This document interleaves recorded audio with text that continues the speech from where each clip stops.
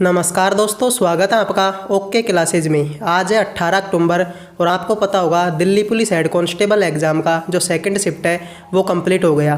तो यहाँ पर हम लेकर आए हैं Delhi police head constable exam की सेकंड शिफ्ट में पूछे गए जीके जीएस के इम्पोर्टेंट प्रश्नों को।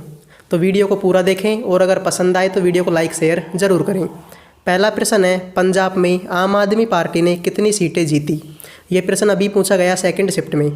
पंजाब विधानसभा चुनाव में आम आदमी पार्टी ने 117 में से टोटल कितनी सीटें जीती है? 92। तो इस प्रश्न का सही जवाब हो जाएगा, पंजाब में आम आदमी पार्टी ने टोटल कितनी सीटें जीती? 92। अगला प्रश्न जो पूछा गया वो पूछा था राई नृत्य से। तो राई नृत्य की बात करें तो मेवाड़ क्षेत्र में किया जाने वाला यह नृत्य भील जनजाति का प्रसिद्ध नृत्य है। राई नृत्य किस जनजाति के द्वारा किया जाता है? भील जनजाति के द्वारा। इस नृत्य को सावन भादो माह में किया जाता है। इसमें मांदल और थाली के प्रयोग के कारण इसे राई नृत्य के नाम से भी जाना जाता है। तो राई नृत्य से प्रश्न पूछा था कौन सी जनजाति से किया जाता है? तो भील जनजाति का। अगला प्रश्न है जो पूछा गया आज के दिन, खानवा का युद्ध। खानवा का युद्ध कब हुआ था? 16 मार्च 1527 को। आगरा से 35 किलोमीटर दूर खानवा में बाबर एवं मेवाड़ के राणा सांगा के बीच लड़ा गया। पानीपत के युद्ध के बाद बाबर का लड़ा गया यह दूसरा युद्ध था। तो खानवा का युद्ध कब हुआ था? 1527 में, 16 मार्च 1527 को। और ये कहाँ पर लड़ा था? खानवा गांव में। खानवा गांव कहाँ पर है? आगरा से 35 किलोमीटर दूर भरतपुर में। और किस किस के बीच हुआ था? बाबर और राणा सांगा के बीच में, जिसमें राणा सांगा की हार हुई थी और बाबर की क्या हुई थी? जीत। अगला प्रश्न है, प्रार्थना समाज की स्थापना किसने की? तो वैसे तो इसका प्रश्न का सही जवाब हो जाएगा आत्माराम पांडुरंगा ने, लेकिन इसके बारे में पूरी जानकारी देखें तो प्रार्थना समाज भारतीय नवजागरण के दौर में धार्मिक और सामाजिक सुधारों के लिए स्थापित समुदाय है। इसकी स्थापना आत्माराम पांडुरंग, महादेव गोविंद रानडे तथा इतिहासकार आर.जी. भंडारकर ने बम्बई में 31 मार्च 1867 को की थी। तो प्रार्थना समाज की स्थापना किसने की थी? वैसे तो 3-4 आदमियों का नाम आता है, आत्माराम पांडुरंग, महादेव गोविंद रानडे, इतिहासकार आर.जी. भंडारकर। लेकिन जो एग्जाम में जो प्रश्न डायरेक्ट पूछा जाता है उसमें सिर्फ किसका नाम दिया जाता है? आत्माराम पांडुरंग का। तो प्रार्थना समाज की स्थापना किसने की? आत्माराम पांडुरंग ने। और कब की थी? 31 मार्च 1867 को। अगला प्रश्न जो आज के दिन पूछा गया प्रथम पंचवर्षीय योजना से पूछा था।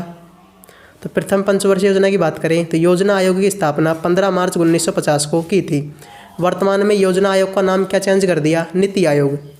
तो इसकी स्थापना 15 मार्च 1950 को की गई थी। और योजना युग की शुरुआत 1 अप्रैल 1951 से। प्रथम पंचवर्षीय योजना कब से कब तक थी? 1951 से 1956 के शुभारंभ के साथ हुई थी। यह पंचवर्षीय योजना यूएसएसआर के हेरोड डोमर मॉडल पर आधारित थी। प्रथम पंचवर्षीय योजना के दौरान वार्षिक औसत विकास दर 2.1% थी और लक्ष्य के मुकाबले कितनी थी? 3.61%।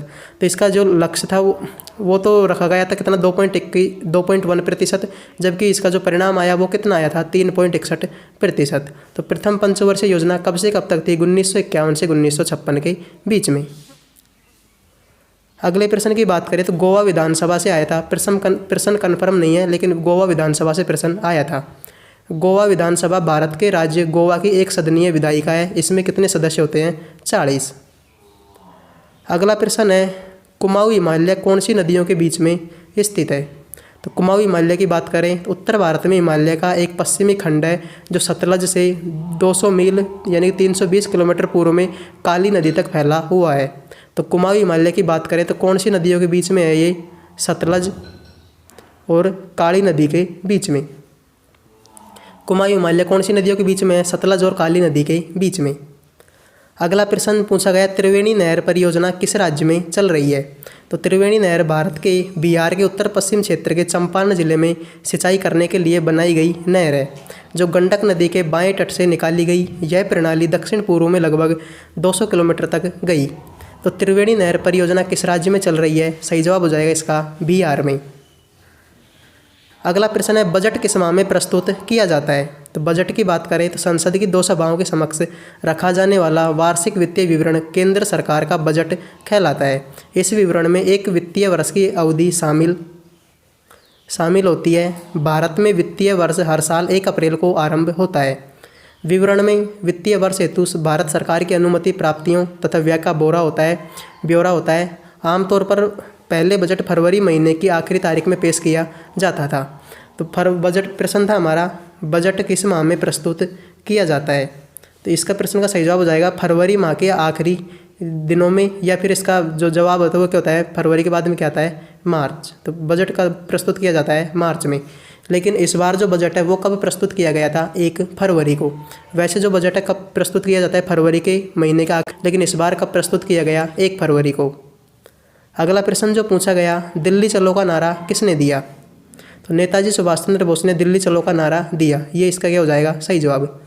5 जुलाई 1943 को नेताजी ने सिंगापुर के टाउन हॉल के सामने सुप्रीम कमांडर के रूप में सेना को संबोधित किया और दिल्ली चलो का नारा दिया।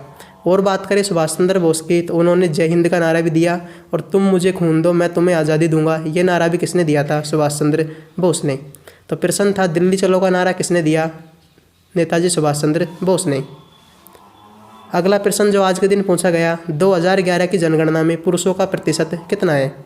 तो पुरुषों की बात करें, टोटल जनसंख्या तो कितनी थी, 121 करोड़, जिसमें कुल जनसंख्या में पुरुषों का प्रतिशत कितना था, 51.9%, यानी कि लगभग 52%। जबकि महिलाओं की बात करें तो महिलाओं का प्रतिशत कितना था, लगभग 48%। आगे बात करें तो ये प्रश्न है जो आज के दिन 2 शिफ्ट में पूछे गए। अगर कोई प्रश्न आपके दिमाग में है तो उसको आप कमेंट में बता सकते हैं।